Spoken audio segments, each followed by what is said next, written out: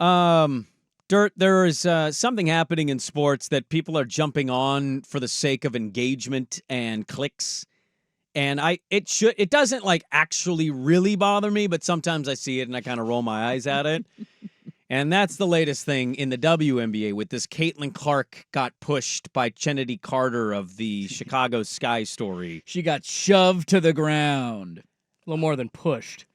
I mean, I'd also call it a flop, but all right, sure. I'll play the game. I mean, when you run up and say, yo, B, and that, Yeah. you know what? I digress. I think you can already tell what side of the argument I'm on for this one. No, I'm curious. What side of the argument are you on?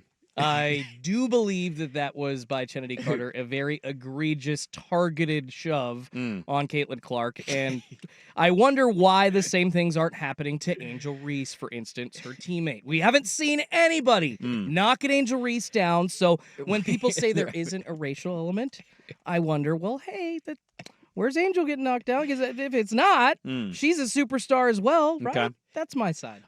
Jump on Twitter real quick. I have WNBA League Pass. I watch every single day. My wife is obsessed with the WNBA. Jump on Twitter and type into this to your search bar, Schultze.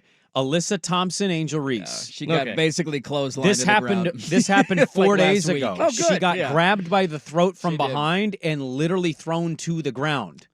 Well, she didn't get slightly body checked and called a bitch and then flopped to the ground. I think we need to calm down with what we're talking about. Fair. Because mostly people talking about it don't know what they're talking about. You know what my take is on this? If you made me I don't know who's the WNBA commissioner. I forget her name. Okay, if you made me the WNBA commissioner, you know what I would do? I would privately give Kennedy Carter a massive bonus.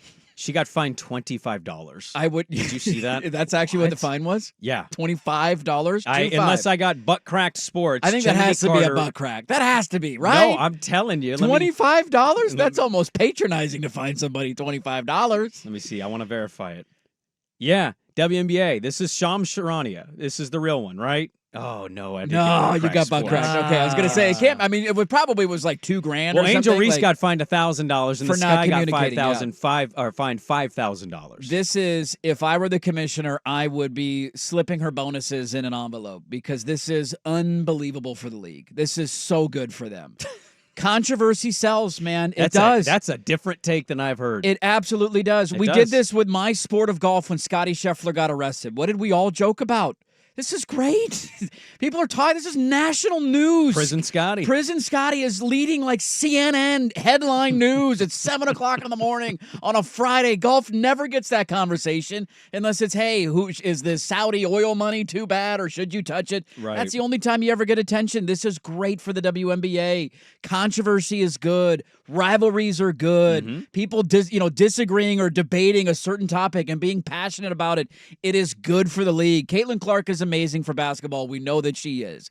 Having to go through this nauseating thing of like, are we treating her fairly? Are we too mean to her? Are we being too physical? Like, I love it, dude. I don't really have a strong take on either side. I think you see this stuff in the men's game all the time. Draymond Green kicks people in the nuts, and we're all like, guy's kind of a D. And then we go about our day. Caitlin Clark's getting fouled kind of hard. I think it's awesome for the WNBA because it's creating controversy. It's getting people to talk about your sport. And the next time that they play, I guarantee you more people might be like, hey, let's click that game on and see if anybody hacks Caitlin Clark tonight. I think my takeaway from listening to all of these people who tweet and talk about something they're clearly not watching on a daily basis. Yes. And I'm not going to name the names. Lots of them. But I've seen some people hop on this stuff on Twitter to just hope to get retweeted, and it's worked for them. Yes.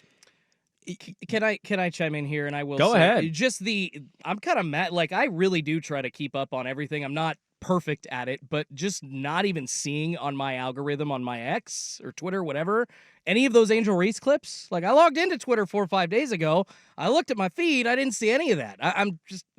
It's obviously on me to go find that, but I'm a little like confused that I saw. This is none the power of of that. Caitlin Clark, man. No, this It's isn't crazy. I don't mean this as a shot. You're not watching the WNBA. No, exactly. But you're right, and so I'm you're seeing shown... what SportsCenter wants to run with, which is Caitlin Clark kind of got bumped, so she flops to the ground. By the way, how did Caitlin Clark do yesterday? Did you even know she played a game? She did. She was in New York yesterday. 1 for 10. Yeah.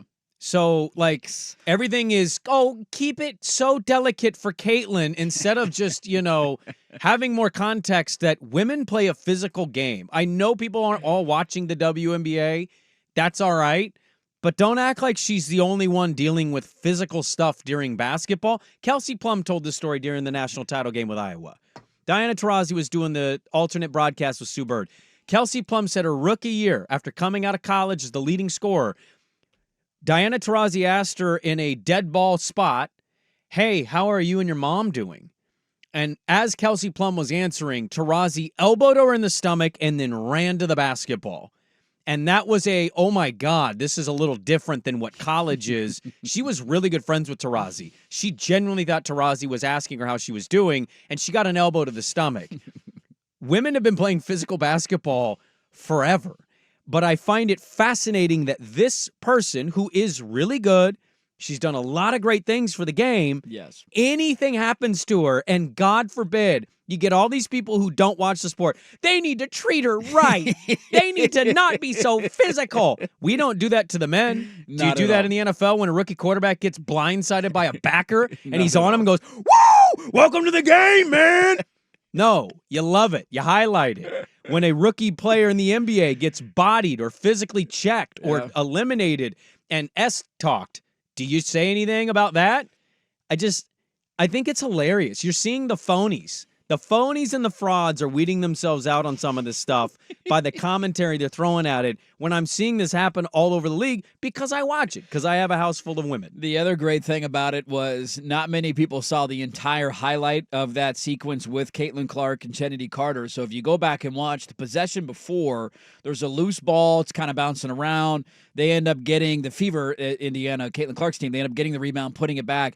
And Caitlin Clark, basically the entire way up the floor, is just screaming at Chennedy Carter. Like, just in her face. Do we forget the wave of Angel Reese? Like, she is in her grill the entire way up the floor. That's basketball. It's great. And then on the other end, they make a bucket. And after the bucket, Chennedy Carter runs up and does this to Caitlin Clark. Yeah. So there's always a lead into it. And again, it's without the context of seeing the entire play. You just see the body, or the body slam, the hip check, I would guess I would call it. And that's what everybody reacts to. I think this fan of Caitlin Clark in the WNBA is the equivalent of what we had to deal with in college football last year.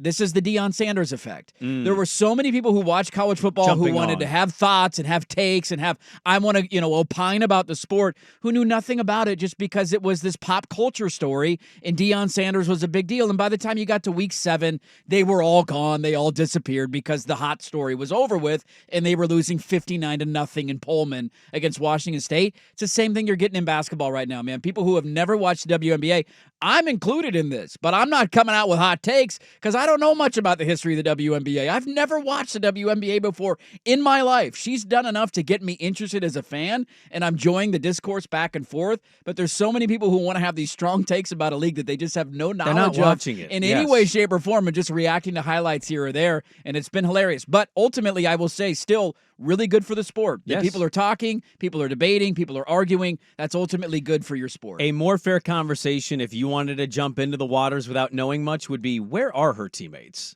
That to me is the story. It's not. How's there not somebody that jumped into that yesterday and shoved Chennedy Carter after that? Yeah. I mean, I don't really understand it either. I think it's a little ridiculous, but to the crowd jumping in when they see one Caitlin Clark highlight and it's, she got kind of hip checked and called a B word. Okay, that did happen. Did you want the players in the WNBA to just kind of roll over and let her do whatever she wanted? Did you think that was just going to happen? Thanks, Caitlin. Welcome to a more physical professional game. And yeah, she has helped the league tremendously. These girls are also competitive. Yeah. You think they're just going to sit by and be like, yeah, she's done it all for us. We're not going to do anything. I'm not going to foul her at all. Hell no. Now Chennedy Carter has her name known by more people today than she did a couple days ago. I had never heard that name in my entire life. Go look her up. She's been playing this way since college. Yeah, she's a big-ass talking physical player who will let you know about it. And you know what? She had some moments where Caitlin Clark, to your point, Dirt, was talking to her too. I find it funny, and it's funny to weed out the phonies and the frauds on Twitter and see who's clearly not watching the WNBA, but trying to capitalize on the name so they can get retweeted. It's also great, I think, for the ultimate Caitlin Clark story because it's going to create more fans of hers. Yeah. You're going to have people come to her defense. You mentioned she was 1 of 10 yesterday. She's also one of only 20 players in the entire league averaging 15 points per game as a rookie. Yep. She's had her ups and downs. Her team it hasn't is been terrible. perfect. Her team is awful. Aaliyah Boston's been somewhat disappointing, and I Yes. think their coaching staff has no clue. They've had games and moments that nobody's talking about where she's given passes to easy layups, and her teammates are missing. Just nobody there. What are you doing? This is ultimately for her career arc and career story. It's going to be good for her because she's getting beat up, and eventually it's going to come full circle. She's talented enough. She's shooting the ball in a way that we've never really seen in women's basketball. Yep. Like, it'll come full circle, and she'll start dominating, but it's going to garner more fans and more support as she goes on that road.